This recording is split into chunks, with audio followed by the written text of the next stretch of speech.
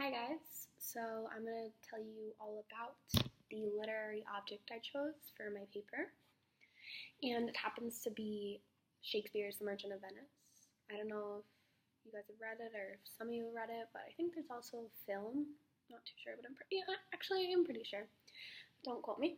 So, The Merchant of Venice is about a young Venetian boy named Bassanio. Sorry, I always butcher his name. Sorry, I'm gonna butcher all their names to be honest. And he needs a loan of 3,000 ducats, don't know the word of it. Just specifically, and ducats, they're like gold coins, like they're old European, like their form of money. But he just wants that money so he can impress Portia, who's like a heiress of Venice, sorry. And so he approaches his friend, whose name's Antonio, and he's a merchant.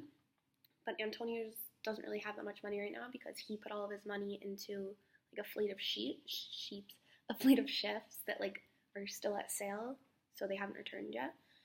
And so Antonio goes to a guy named Shylock, who doesn't really like him much because Antonio has like anti-Semitic ways, like behavior towards him. But Shylock's like not a banker. He loans people money. So like Antonio asks him if he could loan him money, and Shylock's like, but then he ends up agreeing. But under one term, which is kind of dark, just hear me out here. He agrees, but he gives Antonio 3 months, and if he doesn't pay him back in 3 months by a specific date, Shylock gets to cut off a pound of flesh from his skin, which is really weird, but Antonio agrees because he thinks like, oh yeah, my ships are going to be back in time, like I'll have the money in no time. So back to Bassanio, who needed the loan in the first place, like he wanted the 3,000 ducats. He ends up getting Portia because he like picks the photo of her from one of 3 caskets. That's how he won her over. But whatever, he gets her, and then like during that time, Antonio's ships, his sail, like they all end up getting shipwrecked, so he's kind of broke at the moment. And then the date comes for when he has to return the money to Shylock, and Shylock's like, oh, I'm like, nope, it's already past time, like I'm gonna cut your skin off. He doesn't end up cutting his skin off because Portia, who's Bassanio's wife, well, now wife, returns, and she's like, no, even though she like is in disguise, she comes back and defends Antonio, and she's like, I'm very high up on the scale, like I could do whatever, like you're not doing this because it's against the law, because Antonio's a Christian, so she's like, you can't shed any Christian blood. So she kind of like arrests Shylock in a way, like she takes away all his money, like yeah, just that's the end of him. So the 3 like critical or literary theories that I chose was the critical race theory, sorry, I was screwing up words there, the Marxist theory, which is the structural or Marxism, and the Platonic Aristotelian theory. And the types of sources I used were, let me pull them up,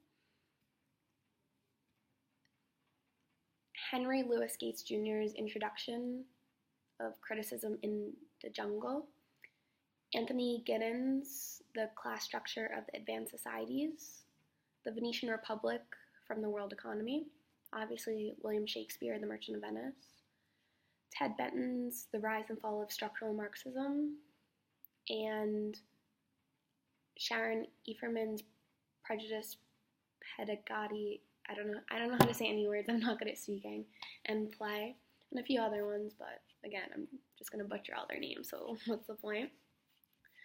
So yeah, I said the 3 that I used, and the Marxist theory like approach states that like governments want to retain the status quo, like they want like a capitalistic society. So in The Merchant of Venice, the society like has capitalistic tendencies with the government, like having a lot of riches, some people don't, like it's just a mix of everything.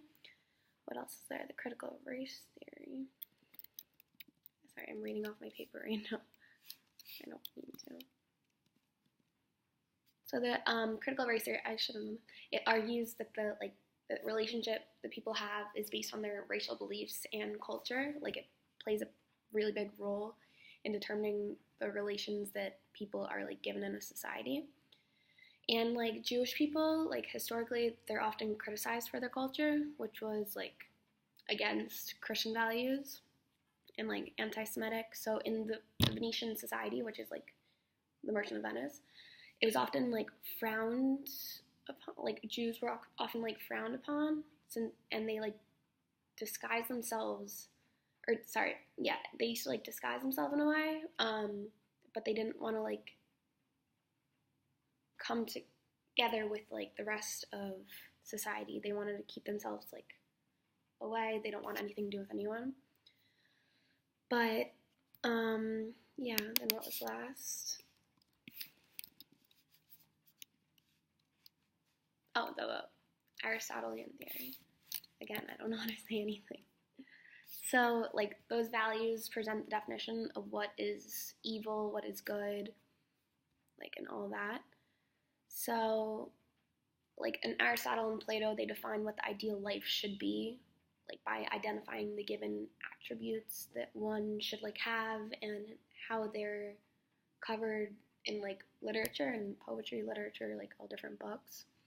But like mercy is seen as a virtue, like it's expressed by Portia when she's like acting as a judge. So she describes mercy as the action of the strong when an ability to execute good or evil. And a quote from her said, "The quality of mercy is not strained; it droppeth as the gentle rain from heaven. Upon the place beneath, it has blessed twice. It blesseth then that gives him and him that takes. 'Tis mightiest in the mightiest it becomes. The throne monarch better than the crown."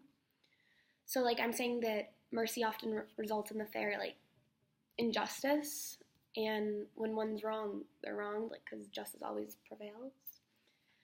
So, like, the thought of mercy, like, it leads to people making different compromises, and the definition of justice, like, that in Portia's opinion, is that in executing, like, the law, the person in trial shouldn't be armed. So she refers to the contract that like Shylock made with Antonio, and she wanted to be brought before the court. She wanted it to be like everyone else to see it. She wanted to be like determined because the money, like all that. Like she didn't want Antonio to have to give up his flesh. And she's like, "Oh, you're not a doctor. He's not losing a drop of blood," and all that type of way. So yeah, those are my 3 different theories of literature, and I hope you guys enjoyed this video. Wow, it's 8 minutes. Alright, bye, have a good winter break.